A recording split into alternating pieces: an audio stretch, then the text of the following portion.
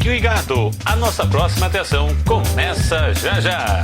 Mas antes, quero lembrar você que você pode acessar a Memory News no Facebook com o seu novo padrão.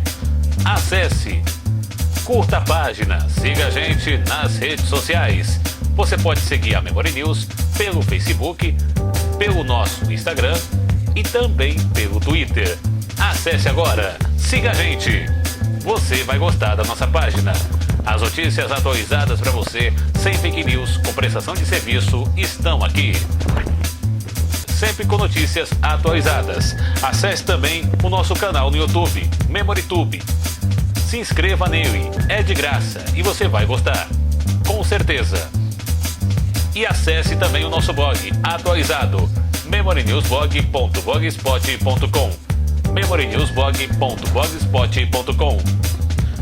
As notícias atualizadas você acompanha na Memory, pelo Facebook, pelo Instagram, pelo Twitter, pelo blog e pelo YouTube. É a Memory.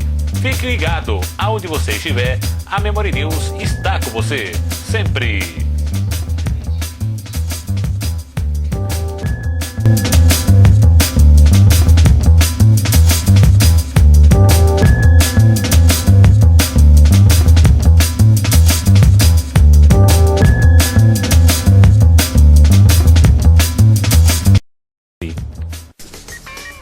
Um programa diferente de tudo que você já viu. Uma mistura especial de notícias que marcaram e se tornaram repercussão. Curiosidades e dicas de todos os tipos. A informação em tempo real. Depoimentos, entrevistas com temas selecionados para variar e para agradar todo o público. Tudo isso e muito mais com vídeos, áudios, sonoras, locuções. Esse é o Doc News. Um programa que vai mexer com você, com a sua família, para mudar a sua vida. Esse é o Doc News.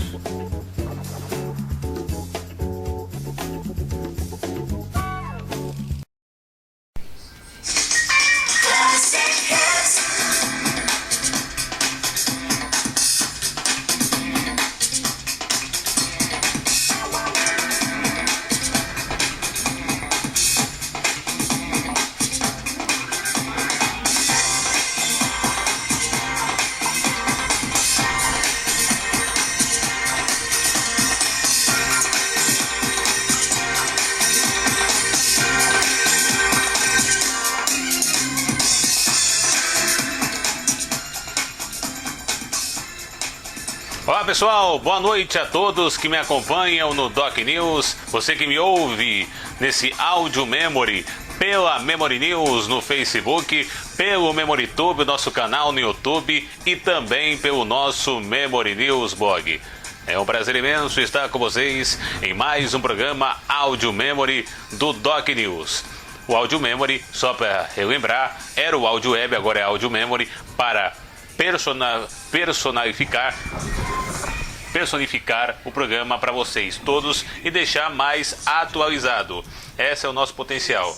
Não foram recompostos os recursos para a realização do censo. Então, nós vamos continuar com o programa, falando muita coisa. Vamos falar sobre a suspeição de Sérgio Moro, ele que agora é considerado suspeito de acordo com a determinação do STF. Vamos também falar sobre Covid-19, a nova postura do presidente da República, Jair Bolsonaro. Nós vamos falar agora vamos falar também sobre homenagens. Vamos lembrar duas figuras importantes que uma faleceu no domingo passado, vítima de Covid-19, o cantor, e também vamos lembrar uma das maiores personalidades brasileiras que tivemos nos últimos tempos. Nós vamos também falar sobre esporte. É o Doc News que está começando.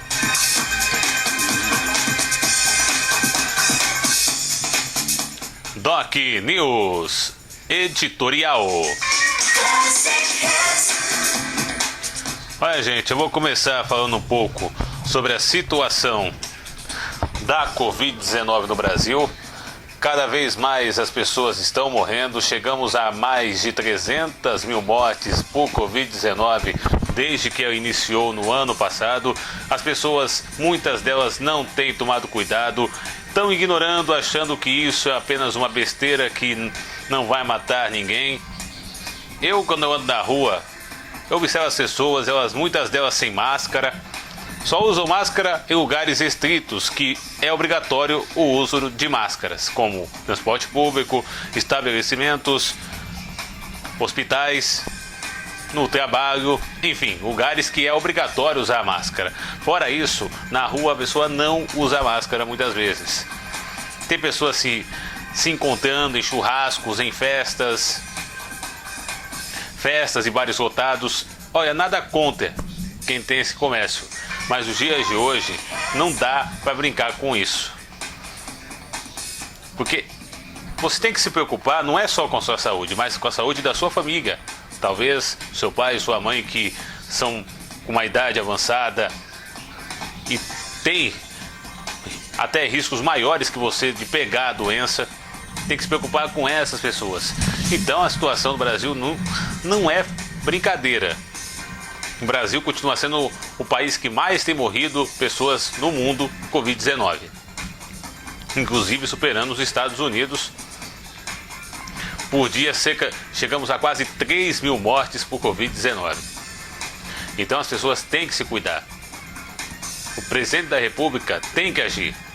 As vacinas precisam chegar, porque da situação que está o Brasil não tem condições de continuar dessa forma. As pessoas elas têm que ter esperança de que terá o amanhã. Não apenas promessas de que vai ter o amanhã, mas sim que vai acontecer. Então a situação não está fácil.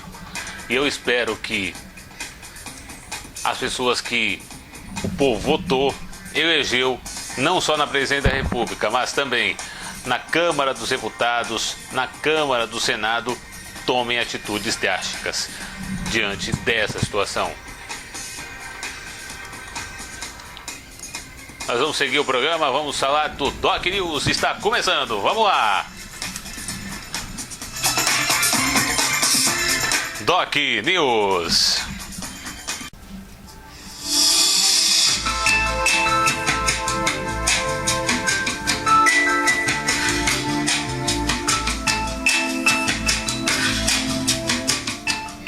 Política.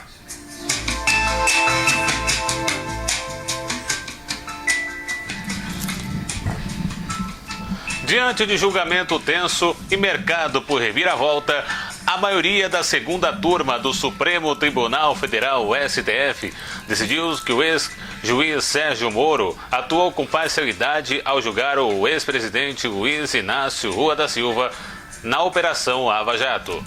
O julgamento reforça a anulação das condenações do petista, determinada no início de março individualmente pelo ministro relator da Lava Jato, Edson Fachin. As duas decisões permitem que o petista retome seus direitos políticos e dispute a eleição presidencial de outubro de 2022, a não ser que seja novamente condenado em segunda instância até lá. Os processos agora terão que ser refeitos na Justiça Federal e no Distrito Federal, e as provas produzidas quando Moro era juiz dos casos dificilmente poderão ser reaproveitadas, já que sua conduta foi considerada suspeita. A segunda turma chegou a formar a maioria contra Lula, após o ministro Cássio Nunes recusar o habeas corpus do petista. No entanto, o voto decisivo foi da ministra Carmen Lúcia, que mudou a posição contrária ao recurso de Lula que havia adotado no final de 2018, quando o habeas corpus começou a ser julgado. O resultado final do julgamento ficou em 3-2, com Gilmar Mendes e Lewandowski completando a maioria a favor de Lula. Além de Nunes Marques, Edson Fachin votou contra o recurso do petista. O julgamento foi iniciado em dezembro de 2018 e foi interrompido por um pedido de vista de Mendes, após Carmen Lúcia e Fachin terem rejeitado o habeas corpus. Com o passar do tempo, porém, a situação ficou mais desfavorável para Sérgio Moro. As acusações contra o ex-magistrado ganharam peso após o portal de notícias The Intercept Brasil revelar em julho de 2019 diálogos privados entre Moro e o procurador Deltan Dallagnol, chefe da Força-Tarefa da Lava Jato, em que o juiz adotava condutas ilegais em parceria com o Ministério Público Federal.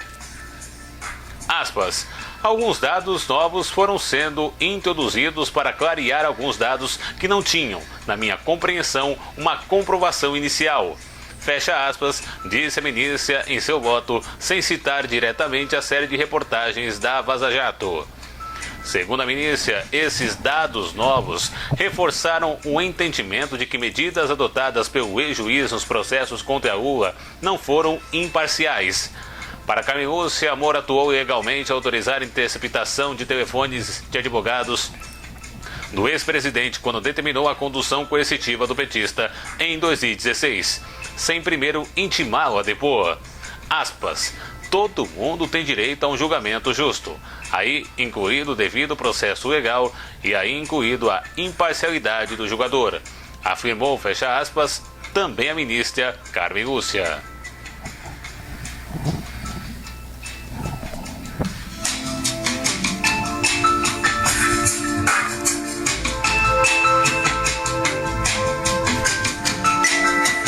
Doc News.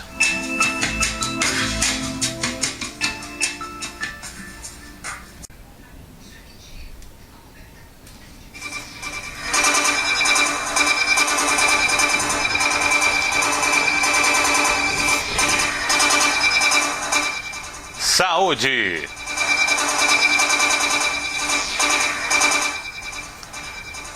A Justiça Federal em Brasília considerou inconstitucionalmente a lei aprovada pelo Congresso que obriga a doação do Sistema Único de Saúde 100% de vacinas compradas por empresas ou outras instituições enquanto todos os grupos considerados prioritários não forem vacinados. Cabe recurso da AGU, a Advocacia Geral da União, à decisão, o que ainda não foi feito. O juiz substituto da 21ª Vara Federal de Brasília, Rolando Espanholo, entendeu que a exigência de doação, incluída na lei pelos parlamentares, é inconstitucional, aceitando a argumentação do Sindicato dos Delegados de Polícia de São Paulo e de que a vedação violava direito fundamental à saúde ao atrasar a imunização. Trata-se de uma decisão liminar e, por isso, vale imediatamente, independentemente de publicação em Diário de Justiça. De acordo com a assessoria da Justiça Federal, o único beneficiário é, ao menos no primeiro momento, o sindicato autor da ação. Em tese, porém, a decisão cria precedente e pode beneficiar outras pessoas, entidades e empresas que vierem a procurar justiça. No entendimento do juiz, a obrigação da doação integral dos imunizantes ao SUS desestimula que a sociedade civil, empresários e instituições participem da compra da vacinação contra o coronavírus, o que atrasa ainda mais o processo no país.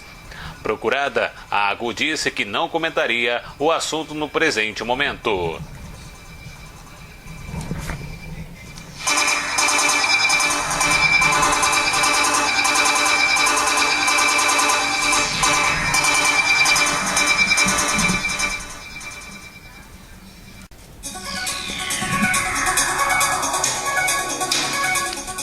Doc News, auxílio emergencial.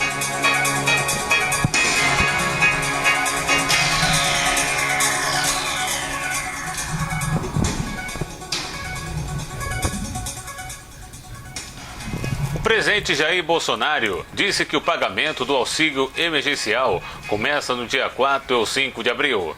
Durante a transmissão de sua live semanal nas redes sociais, o benefício será pago em 4 parcelas, com valores de R$ 150, R$ 250 ou R$ 375, dependendo da família. Aspas para o presidente. O auxílio emergencial começa no dia da semana que vem, dia 4 ou 5 de abril. São mais 4 parcelas do auxílio emergencial, que já é o maior programa social do mundo, para atender exatamente aqueles que foram atingidos pela política do fique em casa, feche tudo, fecha aspas, reclamou Bolsonaro. Os dias 4 e 5 caem no domingo e na segunda, de forma respectiva. As regras são mais apertadas do que em 2020, quando o auxílio pagou 5 parcelas de R$ 600 e 4 de R$ 300, com cotas em dobro para mulheres chefes de família. Até 2 pessoas da família podiam receber o repasse. Ainda durante a live, Bolsonaro disse que o governo federal manteve a economia viva, mesmo durante o período da pandemia da Covid-19. Aspas para o presidente. O governo federal manteve viva a economia do ano passado e ainda mais fez com que o país, assim como o mundo todo, estava previsto ter um PIB negativo, com exceção da China. Os demais países tiveram PIB negativo e o Brasil foi o quarto que menos cresceu. Então, invariavelmente, fruto de várias políticas do governo voltada para o emprego, fecha aspas, completou o presidente.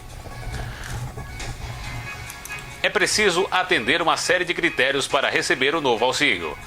Ser trabalhador informal ou beneficiário do Bolsa Família. Ter renda familiar mensal de até 3 salários mínimos, R$ 3.300. Ter renda familiar por pessoa de até meio salário mínimo, R$ 550. E ter recebido o auxílio emergencial em 2020.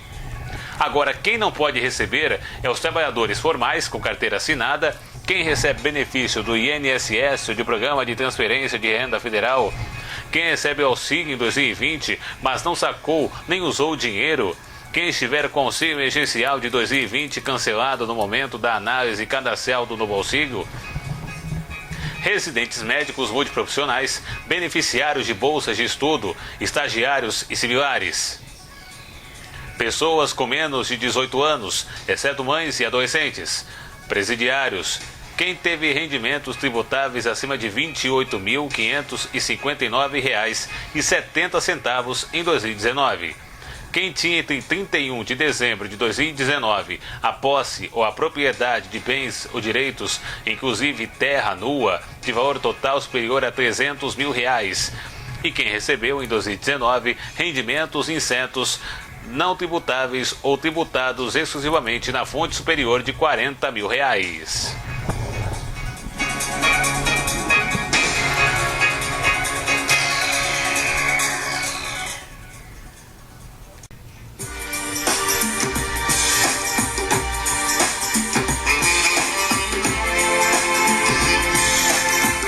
Doc News.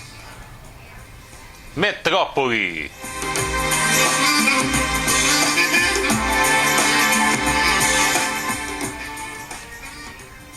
Após uma semana da primeira morte por falta de leito de UTI, unidade de terapia intensiva na cidade de São Paulo, a prefeitura anunciou o segundo registro oficial. Uma idosa de 72 anos morreu na fila de espera na quarta-feira, dia 24. Ela estava internada na UPA, Unidade de Pronto Atendimento, Campo Limpo, na zona sul da capital. A paciente se chama Deuzira Gabriel Rosa Dias, tinha 72 anos, foi admitida na UPA no dia 15 de março. No dia seguinte, houve o pedido de transferência para a UTI por meio do Sistema CROSS, Central de Regulação de Ofertas de Serviços de Saúde. Com a gravidade do quadro, ela foi entubada em 19 de março, ainda na UPA. A prefeitura alegou que Deuzira recebeu cuidados intensivos e ventilação mecânica assistida, com equipamentos, a equipe adequada à criticidade de sua condição. Mas a idosa, que era portadora de condições crônicas, morreu na manhã desta quarta-feira, dia 24. Por causa da falta dos leitos de UTI, AOS, organizações sociais que administram as UPAs, já foram autorizadas pela Prefeitura a adquirir mais equipamentos e aumentar os recursos humanos com especialidade em UTI.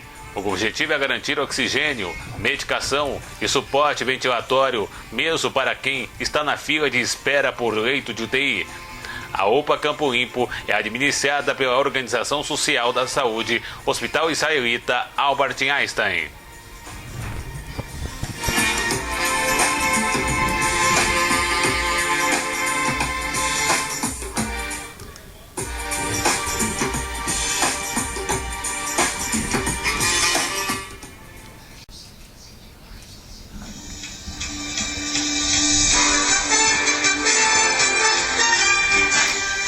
Doc News Futebol.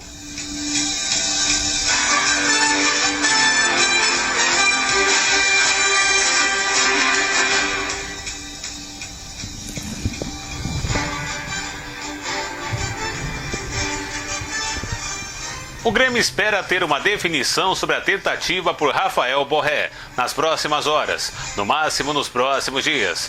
O Clube Gaúcho pediu ao atacante do River Plate uma posição sobre a proposta do pré-contrato apresentada e estima que o jogador responda até sexta-feira, dia 26. A ideia é a partir do outro nome do mercado da bola, ser o colombiano recusar a oferta. Aos 25 anos de idade, Borré tem vínculo com o River Plate até o final de junho. O Grêmio apresentou proposta para assinar com o jogador após a saída do estádio Monumental de Núñez. O Grêmio entende ter chegado ao limite financeiro para fechar o negócio. A negociação envolve pagamento de salários, luvas e bônus por metas atingidas. Entre outros objetivos, está a conquista de títulos e número específico de gols ao longo da temporada. A ideia gremista é avançar ou não nas tratativas de quanto antes. O Clube Gaúcho busca um reforço de peso para o time, tanto que sondou a possibilidade de retorno de Everton Cebolinha e chegou a falar com Douglas Costa, não havendo acerto com Borré. Os dirigentes partem imediatamente para outro nome. A proposta gremista agradou o atacante que já havia topado fechar com o Palmeiras antes. O clube paulista acabou desistindo do negócio após revisão financeira e meia pandemia. O Grêmio sabe que os clubes da Europa também monitoram a situação de Rafael Borré. Equipes de Espanha e Itália indicaram mais interesse, possíveis propostas e por isso elas que o atacante espera para definir o futuro.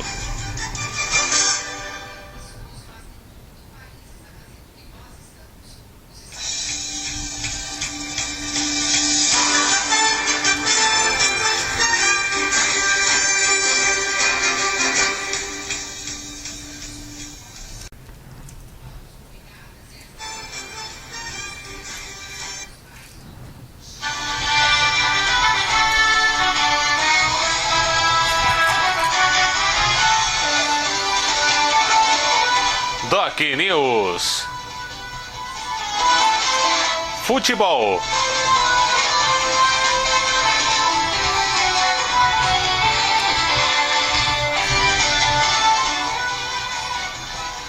O ex-jogador Luiz Sabiano recebeu alta hoje após testar positivo para a Covid-19.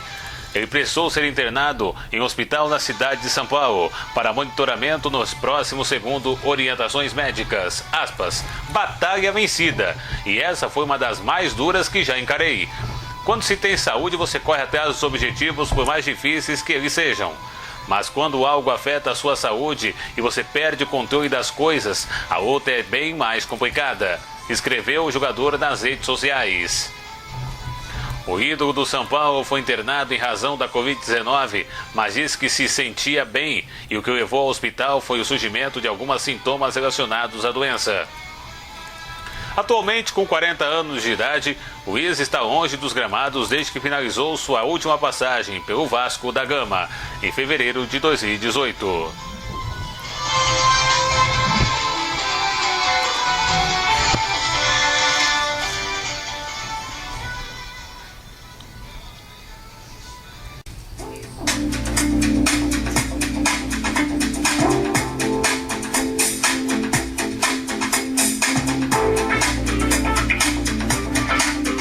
Doc News.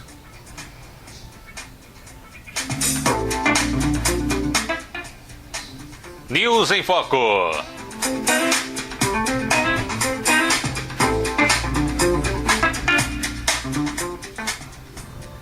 A Nissan anunciou a suspensão de suas atividades fabris no Brasil em virtude do aumento de casos do novo coronavírus. A decisão segue o ritmo de outras montadoras que chegaram à mesma resolução, como é o caso da Volkswagen, que suspendeu a produção nas suas 4 plantas do país. A General Motors, em Gravataí, no Rio Grande do Sul, por falta de componentes, também está na lista que não deve parar de crescer. Além dessas, a Scania, Volvo e a Mercedes, todas com fabricação de ônibus e caminhões no mercado nacional, também suspenderam suas atividades com o intuito de frear a propagação do vírus e preservar a saúde dos funcionários e de suas famílias. Para a Nissan, a decisão foi justamente para reduzir os impactos da pandemia. Suas unidades terão atividades suspensas a partir do dia 26, com retorno previsto apenas para o dia 12 de abril. O impacto da pandemia deverá ampliar o número de silenciosos aumentos praticados pela indústria, praticamente no mês a mês. Os concessionários não sabem mais como trabalhar a tabela da virada de 30 dias. Não está garantido a escassez que eleva o valor do produto justificado, também na alta do dólar, está gerando filas de espera na lista dos mais procurados do país. O Volkswagen Nivus, por exemplo, no modelo Ingline, já alcança a faixa dos 90 dias.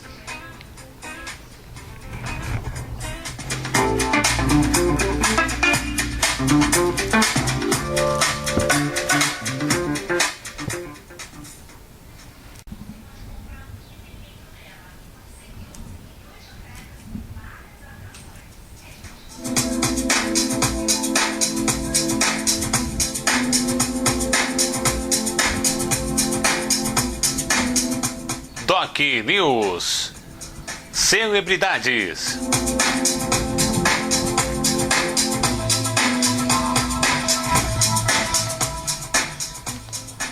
Hospitalizado no Rio em decorrência da Covid-19, o humorista Paulo Gustavo precisou ser entubado, segundo informações da sua assessoria de imprensa neste domingo, dia 21. Aspas, a assessoria do ator Paulo Gustavo confirma, por meio deste comunicado, que o ator, em plena consciência de seu estado, necessitou entrar em ventilação mecânica invasiva para ser tratado de forma mais segura. Todas as medidas de segurança estão sendo tomadas e a equipe profissional que atende permanece confiante em sua plena recuperação, fecha aspas, afirmou a equipe do comediante. Aspas, a família do ator agradece aos fãs pelo carinho e pede que continuem a enviar boas energias e orações para sua recuperação, assim como de todos os brasileiros que se encontram na mesma situação, fecha aspas. Ao longo dos últimos dias, diversos famosos usaram suas redes sociais para pedir orações e desejar melhoras ao humorista. A apresentadora Angélica publicou fotos abraçadas com o humorista. Aspas, toda luz e cura para você, meu amado. Fecha aspas. No sábado, dia 20, o marido de Angélica, Luciano Huck, disse que a família estava rezando pelo amigo. Faustão e Fábio Porchat lembraram de Paulo Gustavo na edição de hoje do Domingão do Faustão. Aspas, o Paulo foi internado com Covid. Todo mundo está na torcida. Ele está no hospital. Está bem, está tranquilo. Sai já, e vai matar todo mundo de rir de novo. Fecha aspas. Desejou Porchat. Vamos virar esse jogo. Torceu Faustão.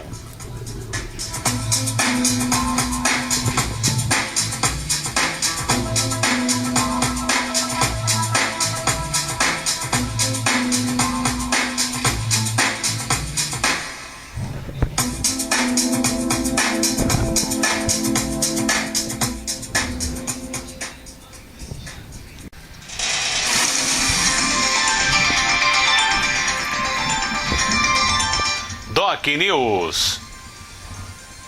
Mulher.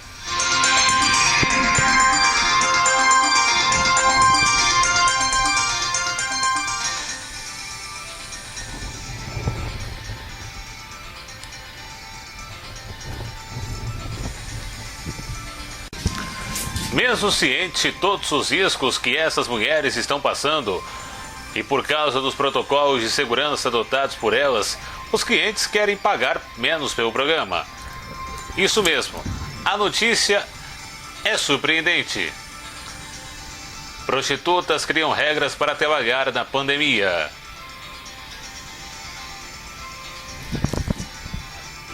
Segundo o site Universa, que recebeu relatos de trabalhadoras de Guaíba, no Rio Grande do Sul, que estão aceitando trabalhar por 5 ou 10 reais para comer. Isso mesmo. Ou é isso ou passa fome, conta uma delas que não quis identificar. Para ajudar essas mulheres, o Fundo Positivo, entidade sem fins lucrativos, criou uma verba emergencial para projetos voltados às trabalhadoras sexuais.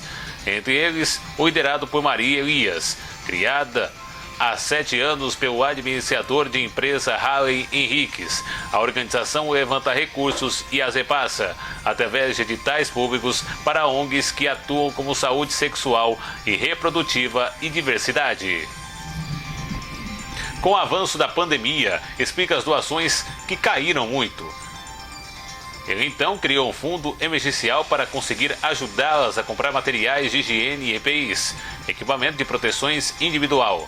O empresário arrecadou R$1 milhão para distribuir a 20 ONGs no período de 6 a 8 meses.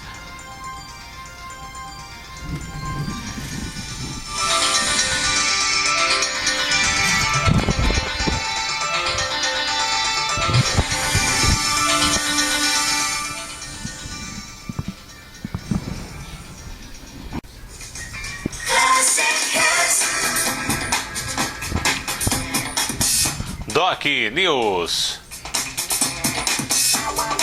Mundo.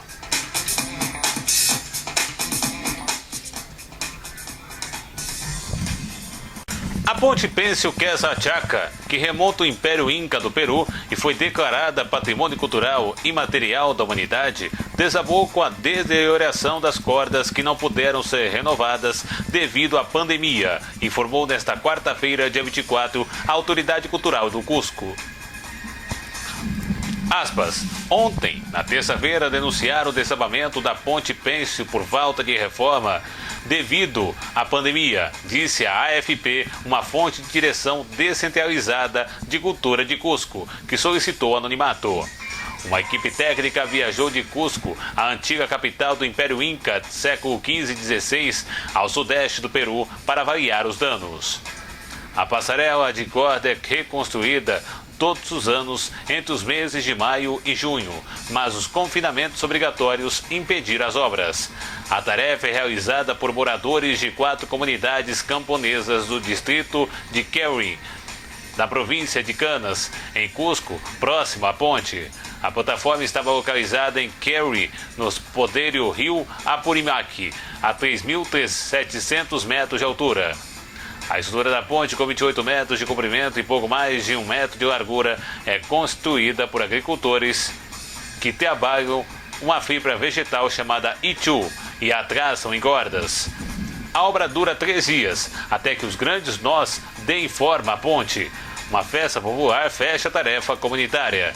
Em 2013, a Unesco incluiu o ritual Inca e as técnicas de conservação da lista de patrimônio cultural imaterial da humanidade. A ponte Quetzalchaca é um exemplo palpável da continuidade de uma tradição cultural que existe desde os tempos pré-hispânicos, segundo as autoridades peruanas. Aspas, é o único histórico do Antigo Peru, e seu reconhecimento pela Unesco é uma homenagem às comunidades quichuas originais que durante séculos a preservaram e a mantiveram em uso, diz a antropólogo e ex-diretor do Instituto Nacional de Cultura, Luiz Guilhermo Lumbreras.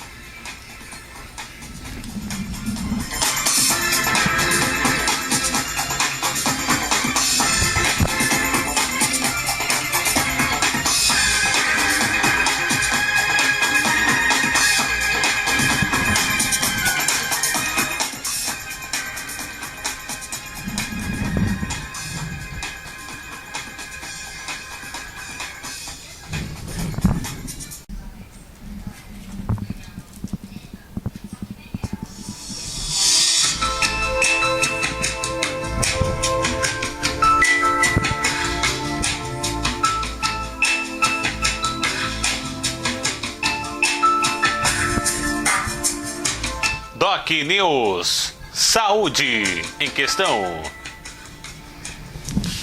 A acne é uma das doenças de pele mais comuns no mundo todo e a incidência só vem aumentando, especialmente em mulheres, segundo a SBD, Sociedade Brasileira de Dermatologia. Quando espinhas e comedões abertos ou fechados, cravos, persistem ou aparecem na idade adulta. Em geral, após os 25 ou 30 anos, são chamadas de acne adulta. Como atinge mais as mulheres que os homens, é uma condição conhecida no meio científico como acne de mulher adulta. Aspas, a acne se forma a partir de uma inflamação de glândula sebácea e costuma ocasionar lesões onde existem mais receptores de hormônios, explica Rafael Soares, dermatologista da Associação Médica Brasileira, AMB. No caso da acne adulta, aparece na parte inferior do rosto, zona U, mandíbula, queixo e pescoço, no decote na região superior das costas. Diferente da acne mais jovem, também chamada de acne vulvar, que se manifesta na zona T da face, testa, nariz e queixo. Inclusive, o tratamento da acne adulta também é mais longo e, em alguns casos, até mais severo, aponta a dermatologista Bárbara Carneiro, da Associação Brasileira de Medicina Estética. Se o paciente já tem a pele oleosa desde a adolescência, é mais comum ter a inflamação ou ter a pele depois de adulta. Mas se as acnes começarem a aparecer frequentemente após os 30 anos, pode ser um sinal de outros problemas de saúde, tornando-se imprescindível a avaliação dermatológica, alerta Nina Rigoni, dermatologista especial pela SBD e da Clínica Carvalho Concept. As principais causas são sensibilidade aos hormônios masculinos, testosterona e derivados, excesso de oleosidade, questões emocionais, como estresse, condições hormonais, como a síndrome do ovário policito, cortisona, excesso de iodo de complexo B, produtos oleosos, maquiagem, cosméticos, hidratante, protetor solar, má alimentação, tabagismo e hereditariedade.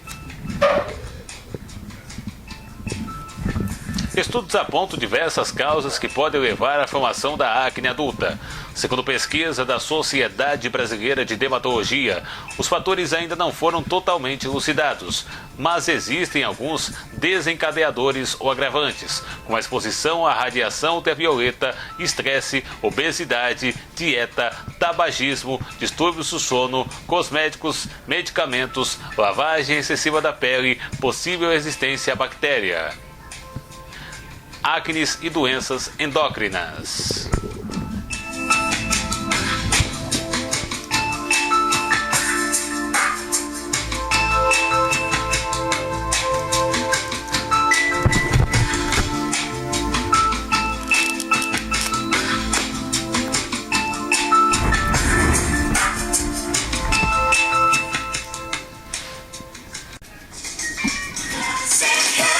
Doc News, homenagem.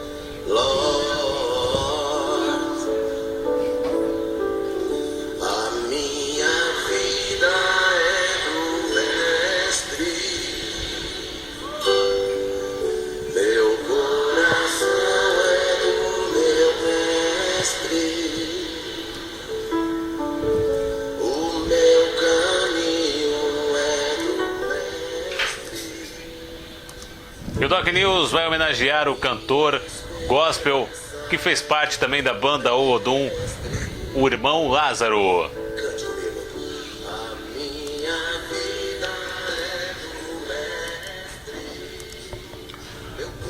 Iniciou sua carreira na música aos 18 anos, quando comprou seu primeiro violão. Poucos meses depois, dedicou-se ao baixo elétrico. Com passagens pelas bandas Terceiro Mundo e Cão de Raça, Lázaro ingressou na Olodum, grupo no qual ficou famoso através da canção I Miss Her, com letra em inglês. Após enfrentar problemas com drogas e com dores, Lázaro converteu-se à religião evangélica, passando a compor e cantar música cristã contemporânea. A nova fase da carreira lançou várias obras, entre elas, em 2008, um álbum ao vivo, Testemunho e Louvor, gravado na Igreja Batista Central, na cidade de Feira de Santana, que lhe deu notoriedade no segmento evangélico e 10 indicações ao Troféu Talento de 2009, incluindo uma indicação dupla da categoria Música do Ano com Eu Te Amo Tanto e Meu Mestre. Em 2009, assinou com a gravadora Som Livre, pela qual lançou o álbum Vai Mudar. Em seguida, optou por seguir como artista independente com o trabalho ao vivo Um Sentimento Novo, ambos com desempenho comercial inferior ao Testemunho e Louvor. Em abril de 2012, o cantor assinou com a gravadora Sony Music Brasil e 2 meses depois lançou o disco Quem Era Eu, gravado ao vivo em Feira de Santana. Em 2013, o músico lançou Entre Amigos, cujo repertório contemplado por gravações com participações de Fernandinho, Damares, Regis Danese, Marquinhos Gomes, entre outros. Além de flertar com gênero como axé, Lázaro também gravou músicas com sonoridades de forró eletrônico, arrocha e reggae nos seus álbuns sucessores, como Mundo é Crazy, 2014, Vou Continuar Orando, em 2016, e seu último trabalho foi o App Entrega, lançado em 2019. Em 2014, candidatou-se à Câmara dos Deputados pelo PSC.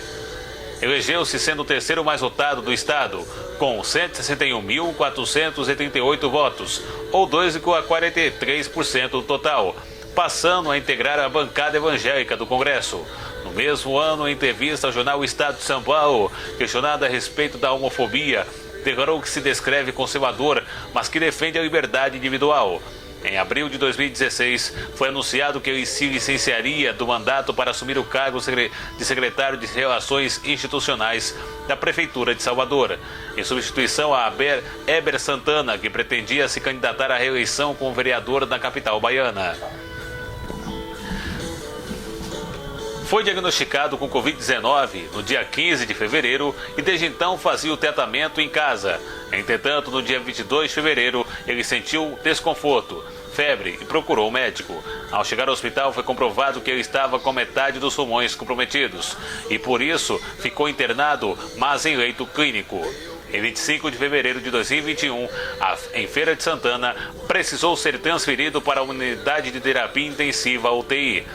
No mesmo dia em que foi internado na unidade de terapia intensiva, ele seria transferido para outro hospital da capital baiana, Salvador, mas o médico suspendera a transferência por causa de seu frágil estado de saúde. Após mais de um mês internado, no dia 19 de março de 2021, por volta das 18 horas, por meio do Twitter, sua assessoria informou que o estado de saúde do mesmo era frágil e delicado e pediu por orações. Durante a noite, sua filha confirmou que o mesmo havia vindo a óbito por meio de uma publicação no Instagram. Na rede social mesmo, ela escreveu: "Hoje a pessoa mais importante da minha vida se foi, o homem que eu mais amei e continuarei amando do resto da vida." Fecha aspas.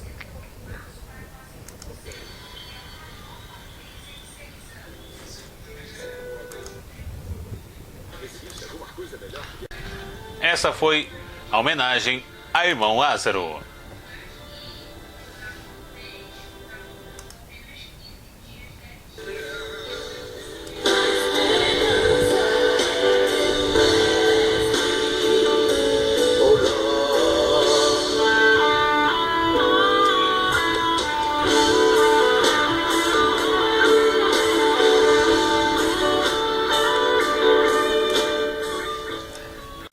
Toque News. Homenagem.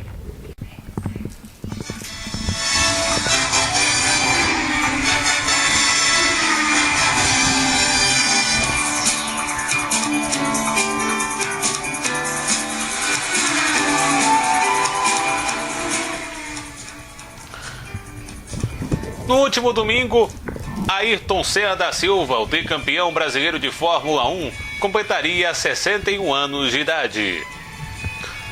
Ayrton Senna da Silva, ou simplesmente Ayrton Senna, foi um piloto de Fórmula 1 das décadas de 80 e 90 e maior ídolo brasileiro do automobilismo. Nasceu em São Paulo no dia 21 de março de 1960 e morreu de maneira trágica em 1º de maio de 1994 após colidir com uma mureta de proteção no Grande Prêmio de San Marino, em Imola. Seu velório foi um dos mais marcantes da história do Brasil. Durou cerca de 22 horas e foi acompanhado por aproximadamente 240 mil pessoas. Ayrton Senna é filho de Milton Teodoro Guirado da Silva, um empresário de uma indústria de acessórios automotivos, e de Neide Senna, conhecida como Dona Zazá. Além de Ayrton, o casal teve a outra filha Viviane Senna, presidente do Instituto Ayrton Senna. Viviane também é mãe de Bruno Senna, que foi piloto de Fórmula 1 entre 2010 e 2012.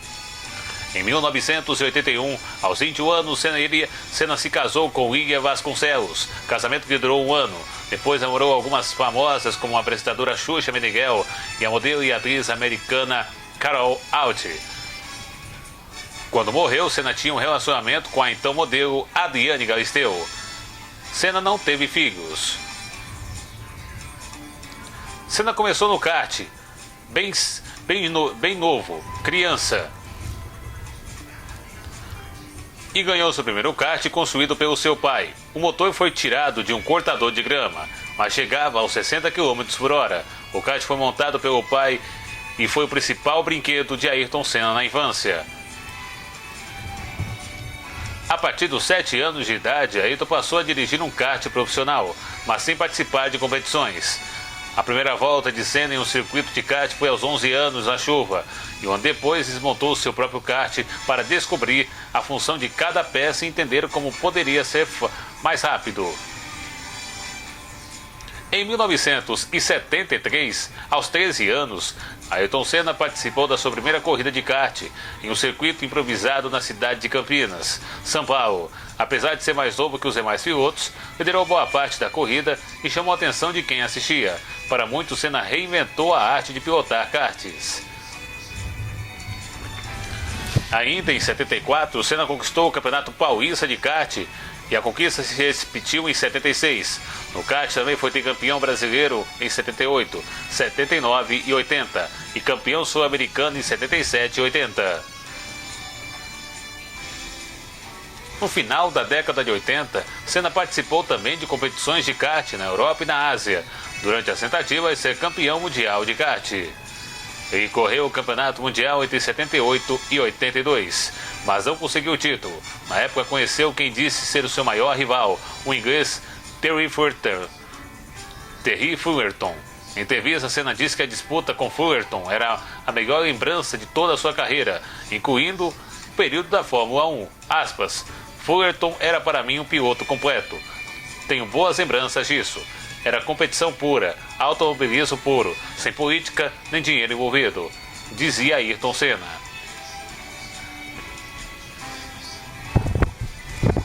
Senna entrou em 1981 na Fórmula Ford, pela equipe Van Dream Racing. Na Fórmula 1, sua primeira equipe foi a Toleman, com motor Hart.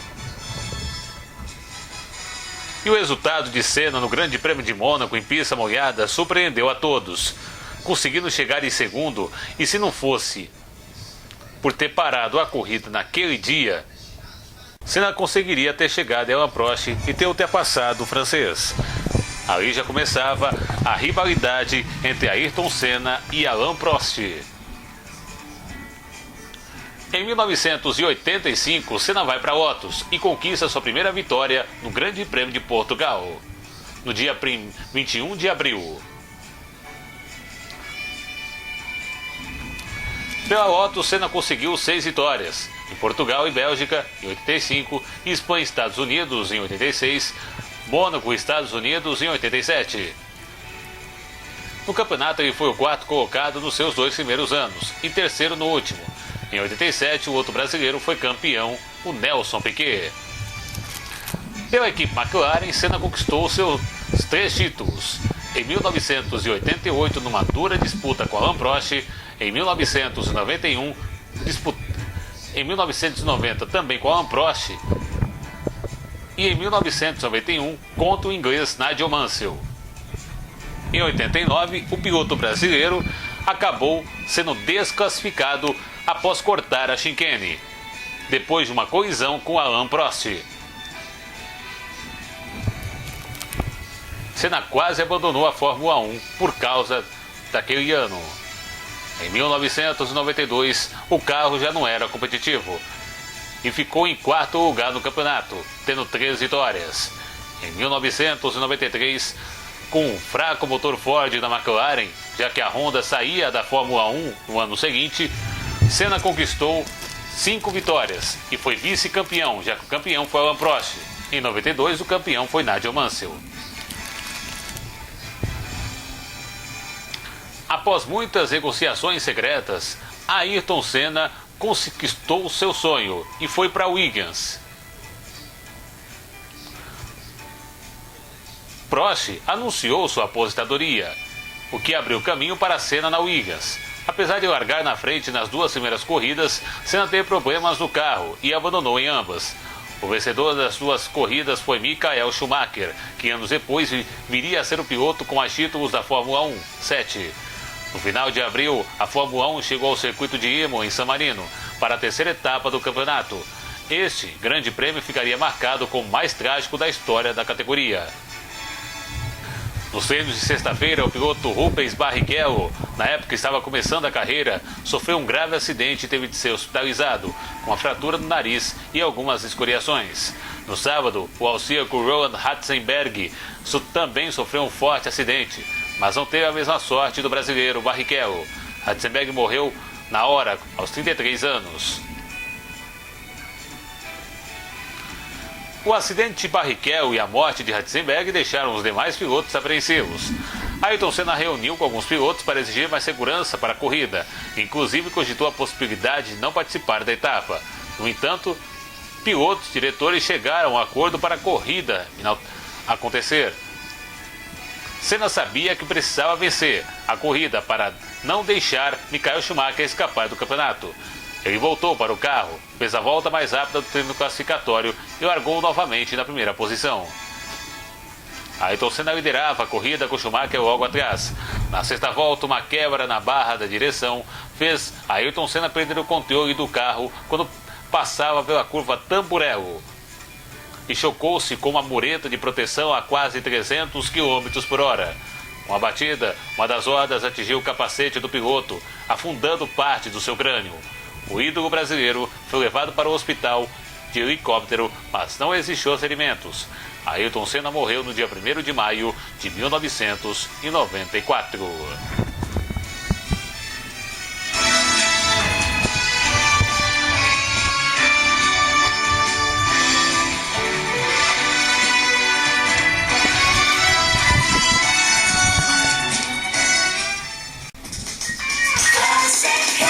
Doc News.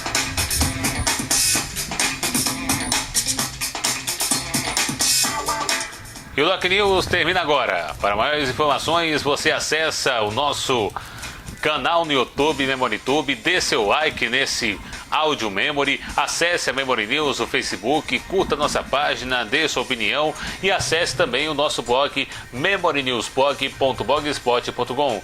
Siga a gente também, siga a Memory News no Instagram e também no Twitter. A todos um grande abraço, fique com Deus e um bom início de semana para você. Até a próxima. É o Doc News na Memory News. Aonde você estiver, a Memory News está contigo sempre.